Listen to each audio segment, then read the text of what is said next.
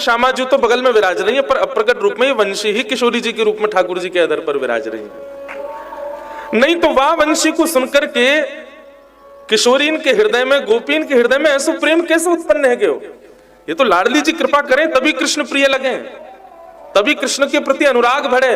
तो निश्चित ही वेणु गीत के पूर्व जो वंशी ठाकुर जी की किशोरी जी ने चुराई और वापस जब प्रदान करी, वो किशोरी जी ही ठाकुर जी के संग पधारी हैं और नित्य उनके अधर पर विराज रही हैं। अब जब ठाकुर जी वेणु राव करते हैं तो वो स्वर जाता है और खोजता है ब्रज में कृष्ण प्रियसियों को और उनको कृष्ण प्रेम में ही उन्मुक्त करता है। ये श्री जी ही है हमारी। ऐसी वेणु राव, ऐसी वंशी ठाकुर जी की बज रही है। हाँ, गोपियां तीसरे श्लोक में क्या कहते हैं कि गोप्यः किमाचरदयं कुशलं स्म वेणु दामोदराधर सुधामपि गोपिकानां भुङ्क्ते स्वयं यद विशिष्टरसं हृदोम्ये हास्यत्वचोश्रुमुमुचुस्तरवो यथार्या। गोपियां कह रही हैं, अरे ये वेणु ये पुरुष होकर के भी ठाकुर जी के अधर रस का पान करता है, इसने ऐसी कैसी तपस्या की होगी? कल वंशी के हमने कितने लक्षण बताए थे और उसके बाद आप सबको होमवर्क दिया था, कौन कौन करके लाया? वाह, इतने लोगों में 3 लोग होमवर्क करके लाए हो। क्या कर पनिशमेंट दें सबको? एक तो मेरे पास आ भी गया, इसमें इन्होंने 4 भाव लिखे। एक तो लिखा कि वंशी में क्या है? अनन्यता, श्री राधा नाम की अनन्यता। देखो ये भावजन्य से ये उत्तर ठीक है, परंतु हमने कहा था कि कृष्ण के सदा समीप रहती है वेणु, तो उसके वो लक्षण लाओ कि जो मानव ला सके और मानव भी कृष्ण प्रिय, कृष्ण सामीप्य प्राप्त कर सके। दूसरा आपने लिखा पूर्ण आत्मसमर्पण, ये तो हमने कल कह ही दिया था कि वो पूर्ण रूपेण समर्पित ही रहती है। तीसरा आपने लिखा मधुरता। देखो ये भी बात ठीक है, लेकिन अब देखो मुझ पर बंसी बजानी नहीं आती, मुझे दे दो तो मैं मधुर तो नहीं बजाऊंगा, तो यहां पर यह भाव खंडित हो जाता है। चौथा भाव लिखा अनुग्रह। श्री ठाकुर जी ने वेणु का उपयोग जीव पर अनुग्रह करने के लिए उससे सद्गुणों को देखकर ही किया है। आपके भाव हम उसको प्रणाम करें, पर इसमें वो भाव लिखने हैं, वो भाव व्यक्त करने, थोड़ी बुद्धि तो लगानी पड़ेगी भैया कि ऐसे गुण लाओ जो मानव ला सके। मैं रात भर बैठा रहता हूं तब जाकर के मुझे एक आध गुण समझ में आते हैं। तो कल हमने 4 लक्षण बताए थे। पहला लक्षण क्या था? दोष युक्त होते हुए भी ठाकुर जी के सामने दोषों को छुपाती नहीं है, प्रकट कर देती है। ये मानव का गुण होना चाहिए ठाकुर जी के समीप जाने के लिए। दूसरा लक्षण बताया था शहनशाह करके वो वंशी बनती है। पहले वृक्ष रूप में होती है, छीली जाती है, छिद्र किए जाते हैं, उसके प्राण हरण किए जाते हैं, तब जाकर के वो वंशी बनती है, सहती है। ये दूसरा लक्षण बताया था। बिना सहन किए भगवत सानिध्य प्राप्त नहीं होगा। तीसरा लक्षण बताया पूर्णाधीन, पूर्ण रूपेण ठाकुर जी के अधीन रहती है। ठाकुर जी चाहो तो मुझे धर दो, ठाकुर जी चाहो तो मुझ को खोस लो, ठाकुर जी चाहो तो बजा लो, जय अपनी कोई इच्छा नहीं है, पूर्ण अधीन है ठाकुर जी के, अपनी इच्छा से विमुक्त रहती है वंशी। ये तीसरा लक्षण बताया था। और चौथा लक्षण क्या बताया था? शरणागति, करवाती है, बिचौलिया है। क्या बताया था चौथा लक्षण? वंशी अपने प्रति आकर्षित नहीं करती, वंशी की ध्वनि आपको आकर्षण करेगी, लेकिन प्रेम यदि होगा तो वंशी वादन करने वाले से होगा, वंशी से नहीं होगा। लो आगे 2-3 होमवर्क कराएं। अब पहले हमारा होमवर्क सुनो। तो 4 लक्षण तो कल वंशी के बताए, फिर 2 लक्षण और रात्रि में समझो। मैं 10 लक्षण करूंगा 3 दिन में, 2 लक्षण रात्रि में क्या समझ में आए। 5वां लक्षण क्या है वंशी का? मैं कथा में कहा करता हूं कि जब कृष्ण प्राप्त होंगे ना तो एक गुण आपके अंदर आ जाएगा। क्या? कुछ भी संग्रह करने का मन नहीं करेगा, सब बांटने का मन करेगा। अभी हमारी स्थिति क्या है? हमें कुछ मिलता है तो हम चाहते हैं हम इसको रख लें, इसको सजो लें और संग्रह कर लें और इकट्ठा कर लें। ये इकट्ठा करने वाला स्वभाव जब तक हमारा है, समझो ठाकुर जी अभी दूर हैं। जैसे ही स्वभाव आपका बांटने का बन जाए, प्रदान करने का बन जाए, दान करने का बन जाए, लुटाने का बन जाए, लुटावे को मतलब वो गलत रूप में नहीं, लुटा रहे महाराज सवन पे, वो नहीं। लुटावे को मतलब क्या है? श्री राधा गोविंद देव प्रभु की कोई निज प्रसादी आपको मिली, आपका सौभाग्य, आपको प्रसाद मिला, पर आपने क्या किया? तिनका लेकर के बाकी को जो सब में बांट दियो। आप यहां से सुंदर कथारस लेकर के गए और जो कथा में नहीं आए बाबू बैठा करके ये कथारस बांट दियो, ये ऐसे लुटानो। संग्रह की स्थिति ना रहना ये भगवत सामीप्य का एक लक्षण है। ठाकुर जी जब जीवन में आएंगे तो आपका संग्रह करने का मन नहीं करेगा, व्यय करने का मन करेगा, बांटवे का मन करेगा, लुटावे को मन करेगा। तो वंशी का स्वरूप क्या है? संग्रह नहीं करती है। वंशी अपने पास कुछ नहीं रखती है। वंशी में जल डाल दो वो निकल जाएगा, हवा डाल दो वो निकल जाएगी, रेत डाल दो वो निकल जाएगी, कुछ रखती नहीं है अपने पास में। संग्रह की स्थिति नहीं है। ये वेणु का 5वां लक्षण है। तो कृष्ण अधरामृत की प्राप्ति करना चाहते हैं तो कल बताए 4 लक्षण और ये 5वां लक्षण, संग्रह ना करना, संग्रह की स्थिति ना होना। और या फिर संग्रह किया भी केवल इसलिए जा रहा है ताकि उसका विक्रय किया जा सके, विक्रय नहीं, उसको बांटा जा सके, उसको लुटाया जा सके, उसको दान किया जा सके, इसलिए संग्रह किया जा रहा है। भोग के लिए संग्रह नहीं है। हमारी भाषा समझ में आ रही है ना? कई जन को तो उबासी आ रही है, सवेरे सवेरे आ गए 4 बजे उठ करके, पर बंधु ये बहुत सुख है। ऐसा सुख दिन भर में नहीं मिले, जैसे ऐसा लगे सवेरे बैटरी रिचार्ज करके गए और पूरे दिन फिर आनंद से विचरण नहीं मिले, जैसे ऐसा लगे सवेरे बैटरी रिचार्ज करके गए और पूरे दिन फिर आनंद से विचरण कर रहे हैं। तो 5वां लक्षण क्या है वंशी का? संग्रह नहीं करती हो। और 6वां लक्षण क्या है? बहुत सुंदर लक्षण है। मेरे को तो जब लक्षण याद आते हैं तो मैं नाच लेता हूं। जब मैं भाव लिख रहा था तो ये लक्षण जब मन में आ रहे थे तो अपने आप ही मन रूपी मयूर नृत्य कर रहा था। और श्री जी को बार बार धन्यवाद कर रहे हैं कि आप ये लक्षण बता करके मानो हमको प्रेरणा दे रही हैं कि ये लक्षण पालन करो, आ जाओ कृष्ण के अधरों के समीप। 6वां लक्षण वंशी का क्या है? वंशी किसी को भयभीत नहीं करती, अभयदान। वंशी से किसी को भय नहीं होता, वो अभय प्रदायक होती है। वंशी की प्रजाति के वृक्ष, वंशी के प्रजाति के अन्य अन्य साधन, चाहे वो डंडा हो, चाहे वो लट हो, चाहे वो मोटे बांस हो, सब भय प्रदायक होते हैं, सबसे भय होता है। लेकिन जैसे ही वो बांस वंशी के रूप में प्रकट हो जाती है, अभय देती है, किसी को भय नहीं देती, फिर उससे किसी को भय नहीं होता। अरे किसी को कोई प्रहार भी करना हो, किसी पर कोई किसी को दंड भी देना हो, वंशी का उपयोग कोई नहीं करेगा, अन्य अन्य साधनों का उपयोग कर लेगा। लेकिन वंशी पास हो, कोई वंशी फेंक के मारे, ऐसा कोई निर्दय नहीं होगा। वंशी अभय दान करती है, ये वंशी का 6वां लक्षण है। तो मानव को ये लक्षण अपने भीतर लाने हैं ठाकुर जी के अधरन के समीप पहुंचने के काज, अभय दान। अच्छा एक बात, वंशी का निर्माण किसने किया? वंशी ये जो वाद्य है इसके निर्माता कौन है? स्वयं श्री कृष्ण है। कैसे? हमारे एक रसिक जन वृंदावन में कथा सुना रहे, बोले एक दिना गैया ने जाकर के ठाकुर जी से शिकायत करी। ठाकुर जी को गैया बहुत प्यारी लगे, गैया लगे अति प्यारी जग पालनहारी, गैया लगे। ठाकुर जी को बहुत प्यारी लगती है गैया। तो गैया ने जाकर के एक दिन ठाकुर जी से शिकायत करी। ठाकुर जी शिकायत नहीं करी, ठाकुर जी ने एक दिन गैया से पूछ ली, अरे गैया तू एक बात बता, तो को कोई से भय तो ना लगे? गैया बोली लगे। बोले कौन ते लगे? बोले यार बांस के डंडा ते भय लगे।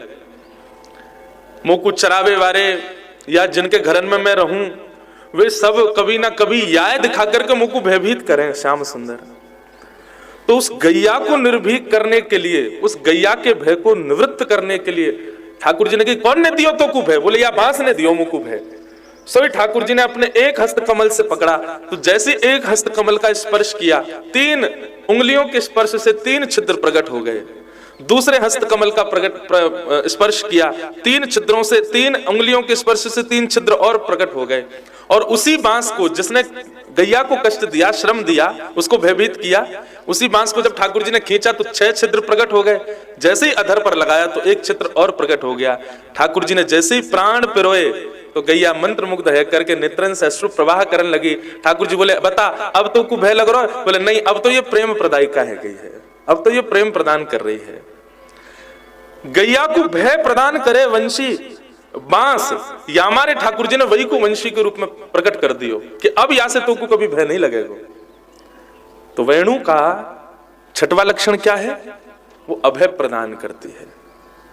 श्रीमद् भागवत में भी कहा गया है सबसे बड़े दानों की श्रृंखला में एक दान का नाम है अभय दान। मुझसे किसी को भयभीत होने की आवश्यकता नहीं है, मुझसे किसी को भय नहीं होना चाहिए। ये ऐसा अभय दान देना यह भी एक मानव का सुंदर गुण है जो ठाकुर जी को प्रिय है। बंधुओं देखो, हम लोग सदा उन गुणों को लाना चाहते हैं चित्त में जिससे संसार रीझे, पर यदि आप यहाँ बैठे हो, सुबह सुबह भोर में आ गए हो, तिलक लगाते हो, कथाएं सुनते हो, तो इसका मतलब है ठाकुर जी आपको प्रेम करते हैं, ठाकुर जी चाहते हैं आप वैष्णव बनो। और यदि आप वैष्णव हो तो मेरी एक बात मानिए, कोई नियम पालन करो चाहे मत करो, पर जहां भी कथा सुनो, सत्संग सुनो, यूट्यूब पर सुनो, कुछ भी श्रवण करो, सदा उनकी लिस्ट बनाओ कि हम ऐसे लक्षण चित्त में लाएं जिनसे श्याम सुंदर रीझे, उसी के जैसा रूप धारण कर लेती है। मतलब ये नहीं विचार करती कि अरे ये अगुण रूपी है, इसको ये नहीं आता तो इसके सामने मैं थोड़ी गौरव करूं कि मुझ में तो गुण है, मैं कैसे बच सकती हूं। नहीं, जैसा सामने वाला व्यक्ति है वंशी वैसा रूप धारण कर लेती है।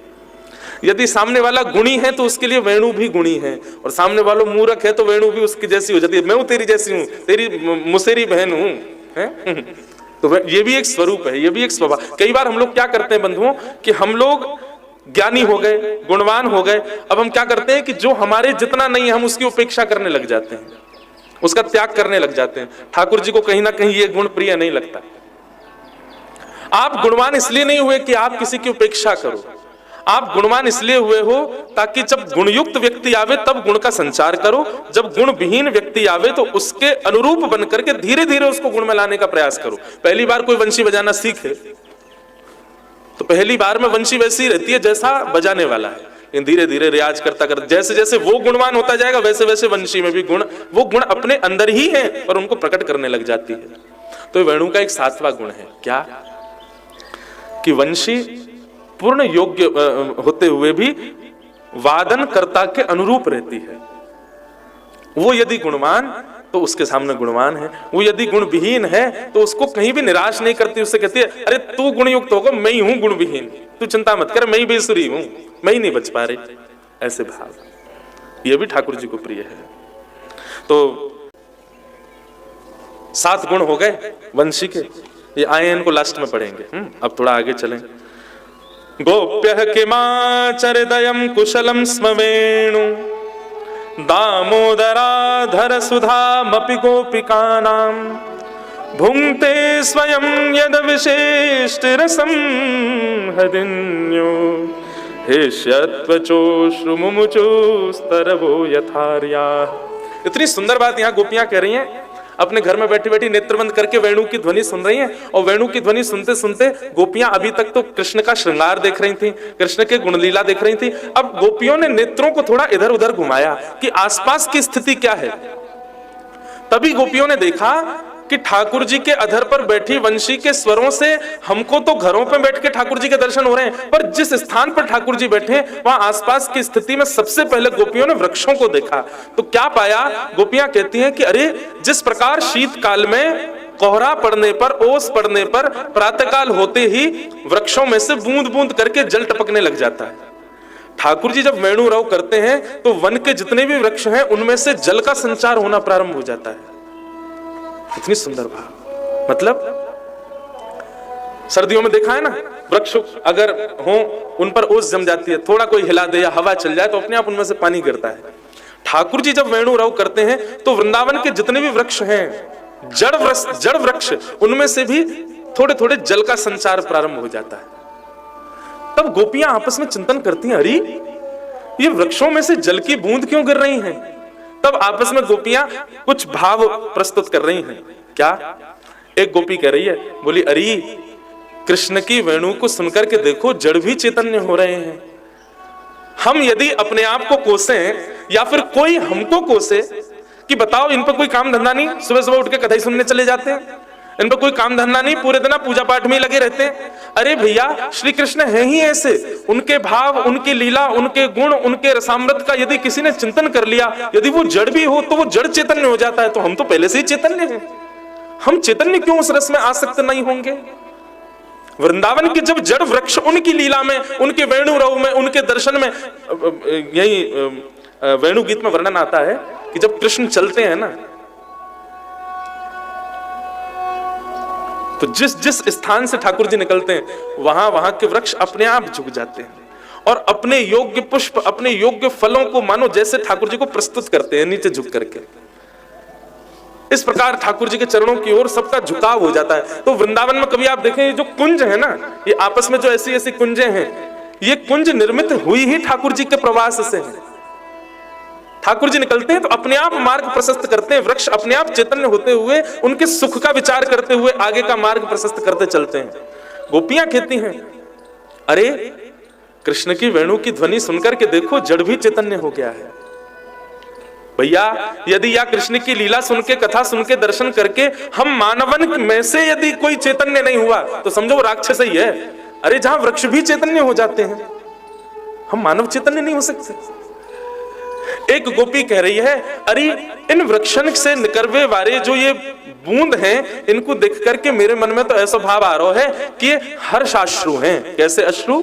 हर्षाश्रु। हर्षाश्रु किसको कहते हैं? थोड़े धीमे। हर्षाश्रु को मतलब क्या है? आनंद में जब आंसू आ जाते हैं। दूसरी गोपी बोली, अरे बहन हर्षाश्रु क्यों आ रहे हैं, ये आनंद में क्यों अश्रु प्रवाह कर रहे हैं? तब गोपियां कहती हैं कि भैया ये वंशी कौन है? ये वंशी इन वृक्षों की ही पुत्री है, इन्हीं की प्रजाति की, इन्हीं की जाति की एक लाली है वंशी, और वह लाली को ठाकुर जी से विवाह है गयो है, ठाकुर जी के अधर पर वो बैठी है। या जड़ रूपी वृक्षन में से निकली भई एक इनकी कन्या वंशी ठाकुर जी के अधर पर बैठी है, या हमारे इन वृक्षन के हर्षाश्रु बह रहे हैं। ये आनंद में भर गए हैं कि देखो हमारे कुल खानदान की लाली देखो, यानी हमारा कैसा गौरव बढ़ाया हो, ये ठाकुर जी के अधर पर विराज रही है, इसलिए वृक्षों के हर्षाश्रु बह रहे हैं। आहा, ये गोपियां चिंतन कर रही हैं। तभी एक दूसरी गोपी बोली, नहीं नहीं ये हर्षाश्रु नहीं है। तो बोले, मुझे तो ऐसा दिख रहा है ये दुखाश्रु है, ये दुख में रो रहे हैं सारे वृक्ष। सब गोपियां बोली, अरे ये तो कैसी बात कर रही है, ये दुखाश्रु कैसे हो सके, ये वृक्षन के दुख में आंसू क्यों निकल रहे हैं? बोले ये सब वृक्ष कह रहे हैं, भैया हम लोगन को जातिगत एक काम है। बोले कहा, हम लोगन के घर बनावे, लोगन को छाया प्रदान करें, लोगन के घर में दीवार खड़ी करें, लोगन के सिर पे छत बनावे, हम लोगन के घर बनावे, लेकिन ये देखो हमारे कुल में उत्पन्न भई ये वंशी, ये गोपीन के घर को उजाड़ रही है, उनके पति परिवार सब छुड़वा रही है। गोपी गीत में गोपियां कहती हैं, पति सुतान वया भ्रातृबांधवा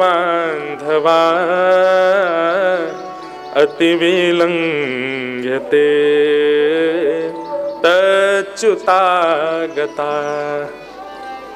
हे श्याम सुंदर सुंदर, भगवान एक बात गीता में कहते हैं, सर्वधर्मान परित्यज्य माम एकम शरणम व्रज। मैं आप लोगों से एक बात पूछना चाहूं भैया, ठाकुर जी जब ये प्रवचन अर्जुन को कर रहे हैं, सर्वधर्मान परित्यज्य, सब धर्मों को छोड़ के एक मेरी शरण में आ जाओ, क्या उस समय और भी धर्म थे जब भगवान ये बात कह रहे हैं? उस समय अन्य आदि धर्म तो थे नहीं। भगवान कृष्ण जब धराधाम पर थे तब और कोई मजहब ही नहीं था, और कोई पंथ ही नहीं था, और कोई धर्म ही नहीं था, एकमात्र हिंदू वैदिक सनातन धर्म, एकमात्र कृष्ण प्रेम था। तो फिर ठाकुर जी अर्जुन से ऐसा क्यों कह रहे हैं, सर्वधर्मान परित्यज्य माम एकम शरणम व्रज, सब छोड़ के मेरी शरण में आ जाओ? किस धर्म के त्याग की बात कर रहे हैं? बंधुओं, दो प्रकार के धर्म हैं, एक लोक धर्म और एक व्यवहार धर्म। लोक धर्म क्या है? ये मजहबों में बट जाना, पंथों में आदि आदि इन सब भावों में, ये लोक और व्यवहार धर्म है, लोक धर्म है। और व्यवहार धर्म क्या है? जो संसार में हम लोग सुबह से शाम तक और दिन भर जीवन भर जिसको निभाते रहते हैं, इसको व्यवहार धर्म कहते हैं। व्यवहार धर्म का त्याग करके माम एकम शरणम व्रज, ज्यादा व्यवहार का पालन मत करो, मेरी शरण में आ जाओ। ठाकुर जी आज्ञा करें, आप कहोगे महाराज जी ये तो वही बात है गई, मतलब माता पिता परिवार सबन को छोड़ छाड़ के चलो ठाकुर जी के, हमको विरक्त कर जाओ, जयपुर कथा सुनावे आए हो कि घर उजड़वावे आए हो हमारे? बंधुओं देखो, व्यवहार को व्यवहार की तरह रहने दो, वास्तविकता में मत लाओ। व्यवहार मतलब क्या है? व्यवहार का मतलब होता नाटक। ऐसा व्यवहार करो, मतलब तुम्हारा मन नहीं है फिर भी करो, लेकिन हम लोग उसी को वास्तविक समझ बैठते हैं। संसार में हमको व्यवहार ही निभाना है, वास्तविकता तो केवल श्री राधा गोविंद देव से ही निभानी है। जो हमारा मूल प्रेम है, जो मूल वास्तविकता है, उसको सबको प्रदान मत करो, वो तो केवल श्याम सुंदर के प्रति रखो, बाकी सबके प्रति व्यवहार रखो, मूल को लेकर के माम एकम शरणम व्रज, जो तुम्हारा मूल प्रेम है, जो तुम्हारा मूल संबंध है, जो तुम्हारा मूल भाव है, उसको सबको मत बांटो। सबके प्रति तो केवल व्यवहार, तू तो मेरा बड़ो प्यारो भैया, तेरे बिना तो मैं रह ही ना सकूं, लेकिन मन में सोचो ऐसी कोई बात नहीं है भैया, हम तो केवल गोविंद देव से प्रेम करें। ये तो तेरे तुमको प्रसन्न करवे के काजे हम कह दे रहे हैं।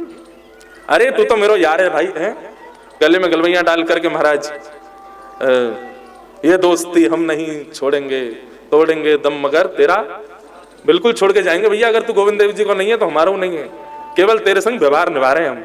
व्यवहार को व्यवहार रहने दो, संसार के संबंधों के प्रति तो केवल नाटक करो, व्यवहार निभाओ। मूल भाव ठाकुर जी को वहां कह रहे हैं, ठाकुर जी माम एकम शरणम व्रज, सब छोड़ के मेरी शरण में आ जाओ। तो एक गोपी कह रही, अरे ये तो मुझे लगे वृक्षन के दुखाश्रु हैं। दुखाश्रु क्यों? बोले वृक्ष कह रहे हैं हमारो जातिगत काम है लोगन के घर बनानो, और ये देखो ये बंशी ने कहा कि सबरी गोपीन के घर उजाड़ दिए। क्यों? सब अपने पति परिवार सबन को छोड़ छाड़ के ठाकुर जी के पीछे पड़ी रहे। अरे राम राम, या ने तो हमारे पूरे कुल खानदान को नाश कर दियो, या हमारे रो रहे हैं वृक्ष।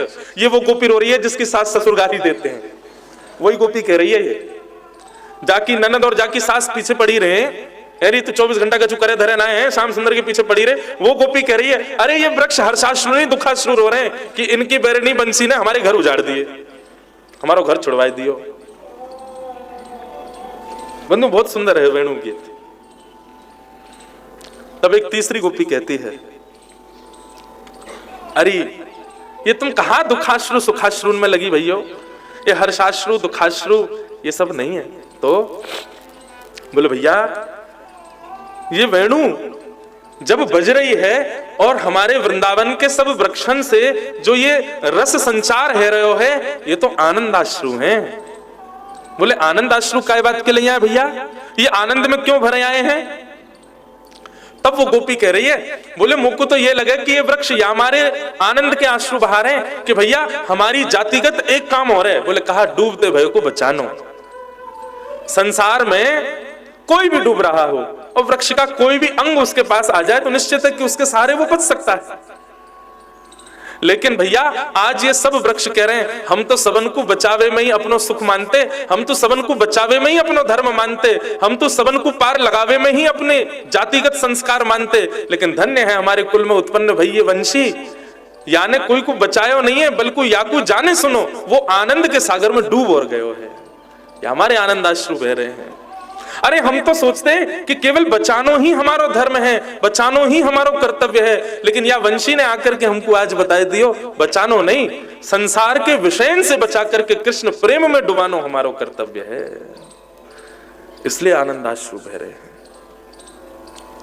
इसलिए ये वृक्ष कृष्ण की वेणु सुनकर के, वेणु रव सुनकर के रुदन कर रहे हैं, आनंदाश्रु बह रहे हैं। कितने सुंदर भाव। ये गोपियां केवल वंशी की ध्वनि सुनकर के चिंतन कर रही हैं आपस के अपने मन में। गोपियां कह रही हैं ये आनंदाश्रु। एक दिन ठाकुर जी मिल गए गोपीन को, तो गोपियां सब ठाकुर जी से कह रही हैं लाला मुरहर रंधन समय मां कुरु मुरली रवम। लाला हमारी एक बात मान ले, तेरे आगे हाथ जोड़ रहे हैं। ठाकुर जी बोले कहो कहा बात है तुम्हारी। बोले लाला तू बंशी बजावे ना, वेणु को वादन करे। बोले हाँ। बोले तू 24 घंटा बजाए कर, लेकिन तब मत बजाए कर जब हम अपने घर में भोजन बना रही हुए करें, बाद समय तू बंशी मत बजाए कर। गोपी ठाकुर जी सुन के बोले अब मोए कब पता हो कि तुम कब चूल्हा पे बैठी हो, कब रोटी बना रही हो, कब सब्जी, मुझे थोड़ी पता हो तुम्हारे घर में भोजन कब बनना है। और अरे गोपी तुम तो कह रही है कि जब हम भोजन बनाए करें तो तुम बंशी मत बजाए कर। अरे बावड़ी तू भोजन बनाती होगी और मेरी वेणु की ध्वनि यदि आ जाती होगी तो भोजन मीठो बनता होगा, मना काय को कर रही है। तब गोपी बोली मीठो बननो तो बहुत दूर की बात है, बन ही ना पावे। मीठो मीठो कह रहा मीठो बन जाता हो, अरे बन ही ना पावे लाला। ठाकुर जी बोले क्यों ना बन पावे। बोले लाला जब तू वेणु रव करे, जब तू वंशी बजावे ना तो जड़ भी चैतन्य है कि पिघलवे लग जाए, हमारे चूल्हा में लगे भय कंडा, हमारे चूल्हान में लगे भई लकड़ियां, जिनको प्रज्वलित करके हम भोजन बना रही हैं, वंशी की ध्वनि सुनते ही उनमें से सुंदर अश्रु प्रवाह रहने लग जाए, सबरी अग्नि शांत हो जाए, जला जला के हम तो पागल हो जाएं, खूब कपूर डाल लें, खूब प्रयास कर लें, लेकिन वो जरे ही ना है। या हमारे लाला हम तेरे हाथ जोड़े, पाम पूजे, हमारी सास बहुत मारे हमें, तो बस बात समय बंसी मत बजाए कर, जा समय हम भोजन बनायो करें। ऐसी ठाकुर जी की वंशी। संसार की कोई गुण, कोई क्रिया है नहीं पाएगी। मैं भैया पहले ही सावधान कर दूंगा अपनी कथान में, या तो कथा सुनियो मत, या तो कृष्ण प्रेम करियो मत, या तो या मार्ग पे आइयो मत, और यदि आ गए हो तो निश्चय करके आइयो, फिर और कछूल के लायक नहीं रह पाओगे और कुछ नहीं कर पाओगे। आहा, गोपियां कह रही हैं, गोप्यः किमाचरदयं कुशलं स्म वेणु दामोदराधर सुधामपि गोपिकानां भुङ्क्ते स्वयं यद विशेषरसं हदिन्यो हर्षत्वचोश्रुमुमुचुस्तरवो यथार्या। गोपियां कह रही हैं, या वेणु ने कैसी तपस्या करी जो ये ठाकुर जी के अधर पर विराज रही है। वहां के बाद सब गोपी कह रही हैं, अरे देखो तो सही, या वेणु को सुनकर के हमारे चित्त की तो स्थिति बिगड़ी गई है, परंतु वृंदावन के सब वृक्षण से रस बह रहे हो है। कोई गोपी कह रही है प्रेमाश्रु हैं, कोई गोपी कह रही है दुखाश्रु हैं, कोई गोपी कह रही है सुखाश्रु हैं, कोई गोपी कह रही है आनंदाश्रु हैं।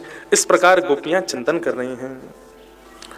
अब चौथे श्लोक में गोपियां क्या कह रही हैं?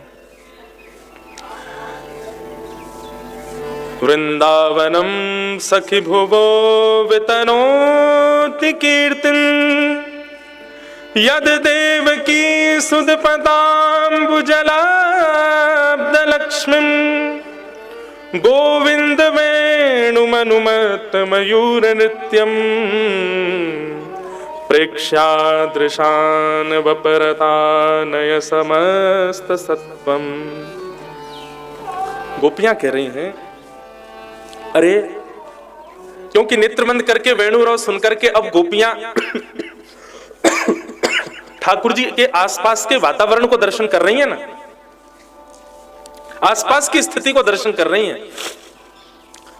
तो पहले वृक्षों को देखा, और वृक्षों को देखने के बाद जब चराचर वृंदावन पर दृष्टि पड़ी गोपियों की, तो अनायास ही गोपियों के चित्त में वृंदावन के प्रति प्रेम प्रकट हो गया।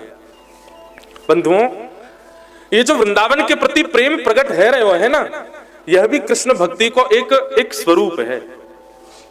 ठाकुर जी के प्रति प्रेम बढ़ेगा तो धाम के प्रति प्रेम, कई लोगों को ठाकुर जी के प्रति तो खूब प्रेम होवे, पर वे धाम में आकर के निंदा स्तुति करने लगे, धाम में आकर के दोष बुद्धि रखें, धाम में आकर के उनके प्रति उनके मन में ऐसी भावना आ जाए, अरे यहाँ के गुसाई तो ऐसे हैं, यहाँ के ब्रजवासी ऐसे हैं। मैं भैया बार बार हाथ जोड़ के एक बात कहूंगा आप सबन सो, ठाकुर जी प्रिय लगे, किशोरी जी प्रिय लगे, लेकिन ब्रजवासी प्रिय ना लगे, संत प्रिय नहीं लगे, रसिक जन प्रिय नहीं लगे, वैष्णव जन प्रिय नहीं लगे, तो निश्चित है कि आपको ठाकुर जी प्रिय लग रहे हैं, पर ठाकुर जी को आप कभी प्रिय नहीं लगोगे।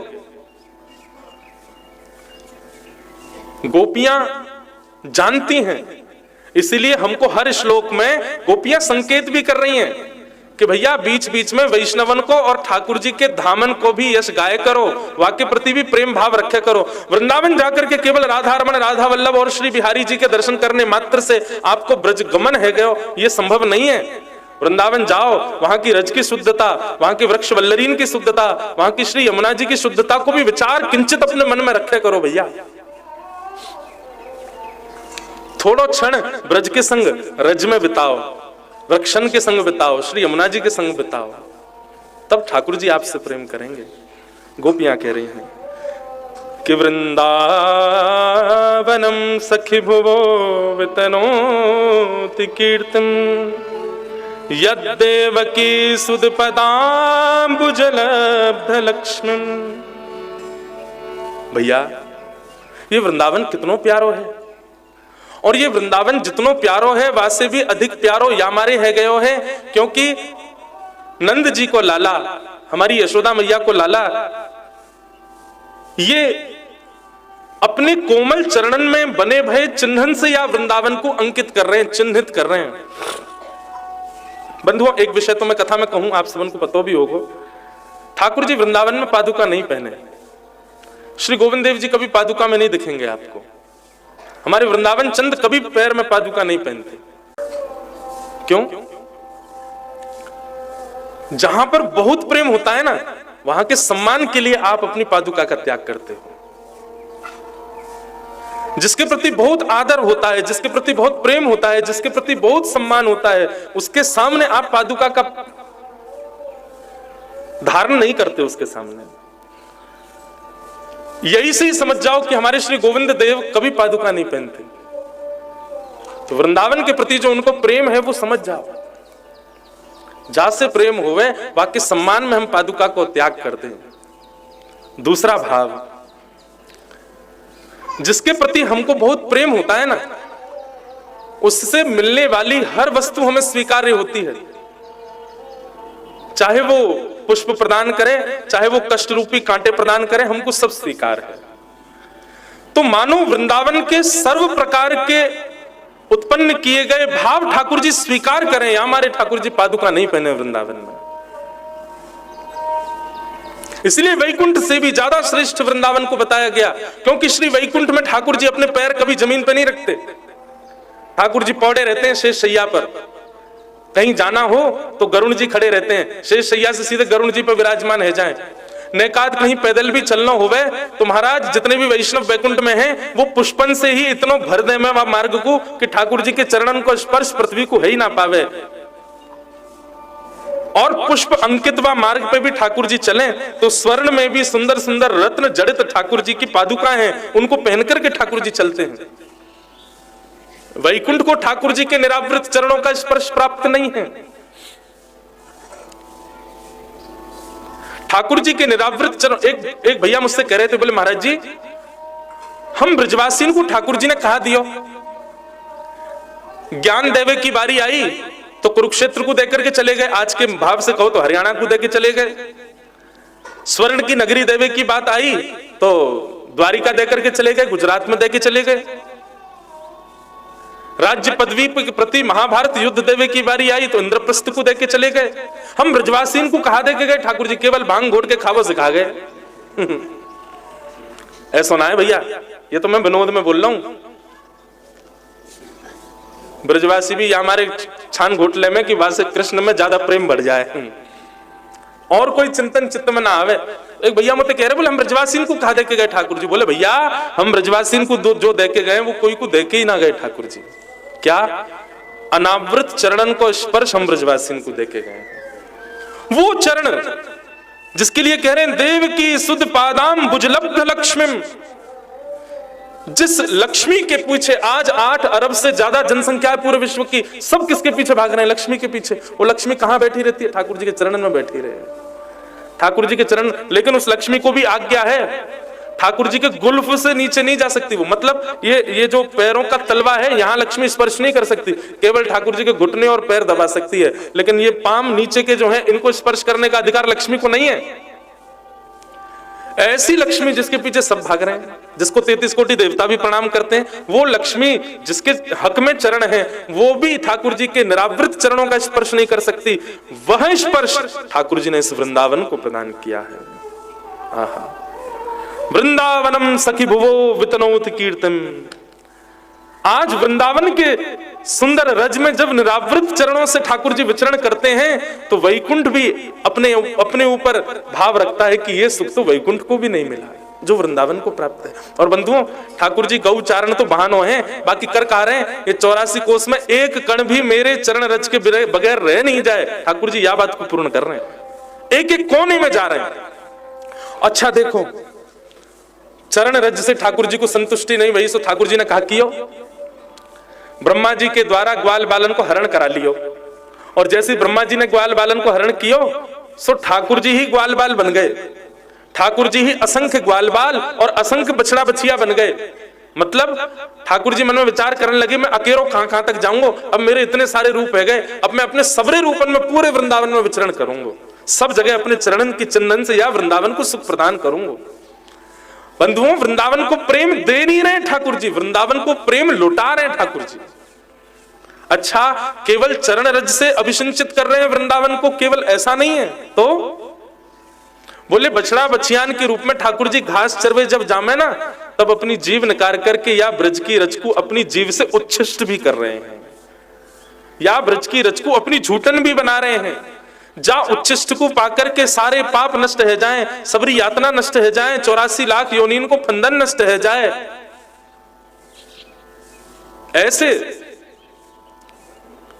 अपने अधरामृत से पूरे ब्रजमंडल को अभिषिंचित कर रहे हैं श्री ठाकुर जी। तो गोपियां कह रही हैं वृंदावनम सखी भुवो वितनोति कीर्तन। निकल पड़े महाराज ब्रजरज दिया, नहीं, पूरी तन्मयता से, पूरे भाव से ठाकुर जी पूर्ण योग्य बनकर के पूरे ब्रज को अपने चरण रज के आच्छादन से आच्छादित कर रहे हैं। देवता कह रहे हैं भैया जिन चरणन को स्पर्श हम देवन को भी प्राप्त नहीं है पावे, हम देव जिन देवन से पूरी सृष्टि चल रही है, जिन देवन को वह चरण रज के स्पर्श को भी आस्वादन को भी अधिकार नहीं है, वो रजिया वृंदावन को प्राप्त हो रही है। बंधुओं एक पद है, अब मैं खोज में गया तो पूरा दिन निकलेगा, लेकिन वो पद में ऐसा भाव है कि जब श्याम सुंदर विचरण करें ना तो श्री वृंदावन ही किशोरी जी के रूप में बन जाए, और जब किशोरी जी विचरण करें ना तो वृंदावन श्री कृष्ण के रूप में आ जाए। ये दोनों को युगल रूप कोई और नहीं है भैया, श्री वृंदावन ही युगल श्यामा श्याम है। जब ठाकुर जी विचरण करें तो यही भाव से करें ये श्री जी हैं, और श्री जी ठाकुर जी के सर्वांगीण अंग को अपने अंग से लिपटा रही हैं, वही भाव से ठाकुर जी पूरे ब्रज में विचरण कर रहे हैं। सब जगह अपने चरण रज से वह ब्रजरज को आच्छादित कर रहे हैं। गोपियां कह रही हैं वृंदावने सखी भुवो वितनोति कीर्तन यद देवकी सुद पदाम्बुजलब्ध लक्ष्मीं गोविंद वेणुमनुमत्त मयूर नित्यम प्रेक्षा दिशान वपरतान समस्त सत्वम। पूरे ब्रजरज को अपने चरण से आच्छादित श्याम सुंदर कर रहे हैं। वासे या वृंदावन की महिमा वैकुंठ से भी अधिक है रही है, वैकुंठ से भी श्रेष्ठ श्री वृंदावन है रहे हो है। ऐसे वृंदावन की यश को गोपियां गा रही हैं, ठाकुर जी के वेणु रव को सुनकर के मयूर नृत्य कर रहे हैं, और जड़ चेतन वस्तुन की स्थिति क्या है रही है, सब गोपियां अपने भावंशों वृंदावन के या लक्षण को बता रही हैं। अब कथा के दूसरे यजमान खूब जोर से आ रहे हैं। दो यजमान है ना कथा के, चंद्रमा और सूर्य देवता, तो पीछे आके खड़े हैं गए, बोले कि अब जल्दी से आरती करो। बंधुओं कल कथा का विश्राम है, 3 दिवसीय ये वेणु गीत की चर्चा है। अभी हमारे कितने श्लोक बच्चे पता है? 1 और 2 3 4 5 6 7 8 9 10 श्लोक बचे हैं। यदि इनको पूर्ण करें तो 10 दिन की कथा और हमको करनी चाहिए। तो निश्चित ही अगर मेरा मूड सटक गयो ना तो मैं बहुत जल्दी फिर आ जाऊंगा। बस भैया ब्रजवासी बड़े मूडी रहे। वैसे तो कथाओं के क्रम बने हुए हैं अगले वर्ष तक, लेकिन बीच में 4-5 दिन को अवकाश है। यदि मेरे मन में आ गयो तो मैं वो 4-5 दिन को फिर से आ जाऊंगा, और यहाँ बैठ करके वेणु गीत अधूरो नहीं छोड़ के जाऊंगा, करूंगा जरूर पूरा, चाहे और यही वर्ष में कर दूंगा, वो चिंता मत करियो है। तो ठाकुर जी गोपियां वृंदावन रस को देख करके आनंदित है रही हैं। हम भी वृंदावन। अच्छा ये 2 आए, इनको जल्दी जल्दी पढ़ लूँ। कहाँ लिखो भैया, कौन ने लिखो ये? हाँ, तो 4 गुण तो आपने वही बताए जो कल हमने। फिर आपने क्या बताया? 1 वेणु सरलता, वेणु सरल होने के कारण ही ठाकुर जी को प्रिय है। ठाकुर जी को टेढ़ापन कभी रास नहीं। अच्छा नहीं, सरलता मत कहो, यो को वेणु सीधी है, सीधी है, सरल तो नहीं है तो बहुत कठिन। बजानो सीखो पहले, बहुत कठिन है भैया, बहुत रियाज करना पड़ेगा तब आवेगी। सरल नहीं है, सीधी है। कितना चाहिए भाव अच्छा है कि ठाकुर जी को कौन प्रिय हैं? जो सीधे हैं, ज्यादा टेढ़े मेढ़े प्रिय नहीं है। या हमारे ठाकुर जी ने वो वाद्य, ठाकुर जी तबला क्यों ना बजा में? गोविंद देव जी के दर्शन यदि ऐसे होते कैसे लगते? नहीं तबला रखे, गोविंद देव जी तबला क्यों ना बजा में? बोले भैया तबला जो होवे ना खोखलो होवे भीतर से, लेकिन देखो अपने ऊपर से छुपा के रखे खोखलेपन को, हमारे ना बजा में। बाकी के वाद्य आदि साज देखो ये बजा रहे, दिखाइए आपको। बताओ गोविंद देव जी ऐसे होते तो कैसे लगते? यूं ही बैठते। अब ये साज भी है तो सीधो ही, लेकिन विचित्र है, खोखलो भीतर से छुपा रखो है यानी। भैया मोते मत बजवाइए। लो तो ये आपने बढ़िया दिया कि वंशी सीधी होती है, ठाकुर जी को ज्यादा टेढ़े लोग पसंद नहीं है, बहुत बढ़िया। अच्छा, दूसरा भाव आपने वही लिखा है, सीधापन, वेणु हमेशा सीधी खड़ी रहती है। अच्छा, तो फिर पहला वाला ठीक नहीं है, सरलता नहीं है, वेणु सरल नहीं है, ये दूसरा वाला ठीक है, सीधापन, उसमें सीधापन है, पूर्ण रूपेण पाया जाता है। वह वृक्ष की तरह सीधी खड़ी हमेशा ठाकुर जी की सेवा में तत्पर रहती है, सीधी है, इसलिए ठाकुर जी को प्रिय। वाह। और खालीपन, ये तो हमने बता ही दिया, अंदर से खाली होती है। सामर्थ्यहीन होना, वंशी में अपना स्वयं का सामर्थ्य, ये तो हमने कल बता दिया था। आपके इन भावों में ये वाली बात बहुत बढ़िया है, वंशी सीधी होती है, ठाकुर जी को टेढ़े साज प्रिय नहीं है। फिर ये एक और है, इन्होंने क्या लिखा, वेणु के 4 लक्षण।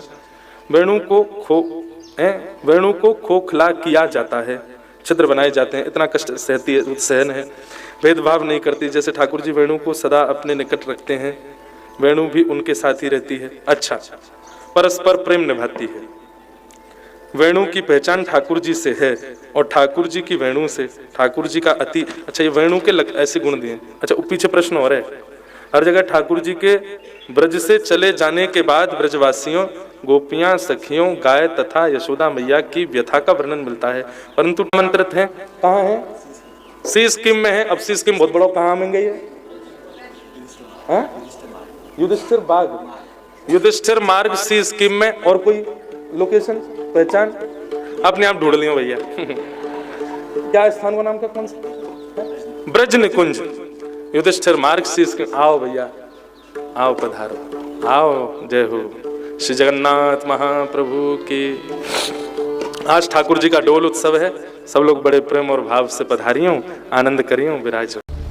जयदेव महाप्रभु जिन्होंने गीत गोविंद की रचना की, बहुत ध्यान से सुनिएगा। उनकी पत्नी कौन थी? परसों हमने बताया था, पद्मावती। जयदेव महाप्रभु के साथ रहते रहते, गीत गोविंद का पाठ करते करते, उनकी पत्नी पद्मावती में भी कई भगवत लक्षण आने लग गए थे। जैसे जयदेव महाप्रभु तेजस्वी थे, जैसे जयदेव महाप्रभु प्रभावशाली थे, ऐसी उनकी पत्नी भी रहती पत्नीत्व में थी, रहती वो भीतर ही थी, लेकिन उसका प्रभाव भी कम नहीं था। एक बार एक राजा ने जयदेव महाप्रभु से दीक्षा ग्रहण कर ली। सब लोग इधर देखो, ध्यान से सुनो। दीक्षा ग्रहण करके जयदेव महाप्रभु को अपनी गुरु पदवी पर बिठा करके अपने राज्य में ही उनको कहा कि आप यहीं निवास कीजिए। तो जयदेव महाप्रभु ने विचार किया कि राजा के यहां रहकर के उसको सही निर्देशन देने से राज्य का भला होगा। अच्छा, रुक जाते हैं। कुछ दिन बाद जयदेव महाप्रभु ने कहा कि आप अपनी गुरु मां को भी बुलवा लो यहीं पे, मतलब पद्मावती जी को। तो राजा ने सहर्ष स्वीकार किया और पद्मावती गुरु माता, उनका आगमन हुआ। हमारी निवेदन है, बहुत ध्यान से सुनिएगा। तो जो राजा की पत्नी थी, कहीं ना कहीं उसके मन में यह भाव आता था कि आज तक तो उसी को ही पूजते थे पूरे राज्य में सब लोग, राजमाता राजमाता कहकर के सब लोग उसको वंदन करते थे। लेकिन जब से पद्मावती का आगमन हुआ, गुरु माता का आगमन हुआ, तो जो प्रणाम करने वाले सिर झुकाते ना, वो पहले पद्मावती जी को झुकाते, बाद में रानी को झुकाते। रानी को इस बात से थोड़ा मनी मन ईर्ष्या होने लगी। एक बात कहें, कबीरदास जी का एक पद है, मुझे याद नहीं आता, उसमें कबीरदास कहते हैं, काम जीत लोगे, क्रोध जीत लोगे, लेकिन ईर्ष्या नहीं जीती जाती। दूसरे के प्रति सम्मान देख करके उसके प्रति ईर्ष्या ना हो, ये तो कोई जगन्नाथ महाप्रभु की कृपा दृष्टि भाजन व्यक्ति के साथ ही हो सकता है कि उसमें ईर्ष्या ना आवे, आ ही जाती है। अरे लोग बाग हमसे मिलने आते हैं तो आजकल इतनी भीड़ हो जाती कि लाइन लगा के आते हैं। अब पीछे वाला व्यक्ति देख रहा है कि आगे वाले से महाराज जी कैसे मिले, इसको कहां कहां छुआ, इसके सिर पे हाथ धरा, मेरे कंधे पे ही धरा है, उसके प्रति ईर्ष्या कर लेते हैं और फिर दोबारा आते हैं, महाराज जी मेरे भी यहीं धरो।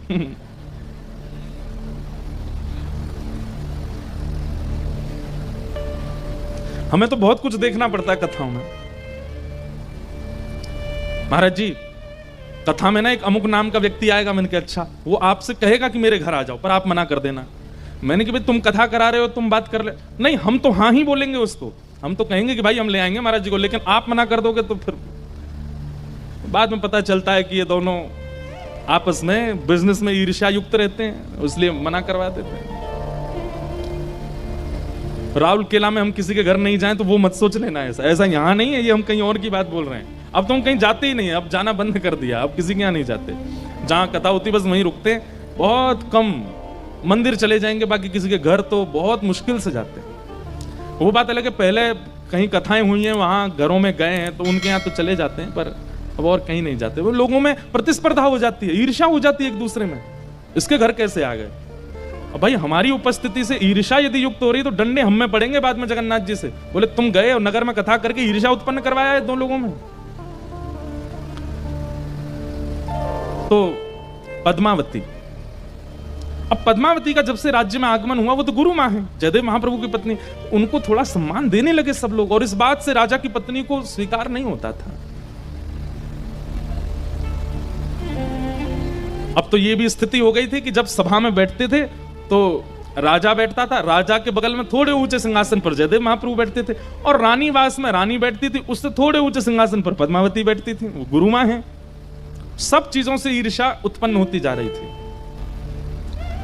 एक दिन की बात, सब रानीवास में बैठे थे, तभी कुछ लोगों ने आकर के कहा, रानी आपके दूर के भाई, उनका युद्ध चल रहा था ना। रानी बड़ी व्याकुल हो गई इस बात को सुनकर के, मेरे भाई वीरगति को प्राप्त हो गए। पद्मावती जी वहीं बैठी थे।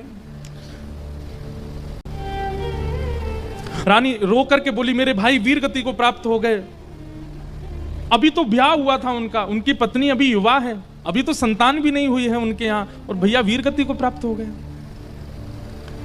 तभी अगले दिन समाचार आया कि उनकी जो पत्नी थी, भाई की जो पत्नी थी, उसने सतीत्व ग्रहण कर लिया, अपने पति के साथ ही चिता में बैठ करके सतीत्व को ग्रहण कर लिया। अब ये बात जब रानी को पता चली तो रानी ने अपने पूरे रानीवास में कहा, मेरी भाभी का त्याग देखा आप लोगों ने, मेरे भैया के प्राण चले गए तो उन्होंने भी सतीत्व ग्रहण कर लिया, वो सती हो गई, चिता पर बैठ करके उन्होंने भी त्याग कर दिया अपने जीवन का।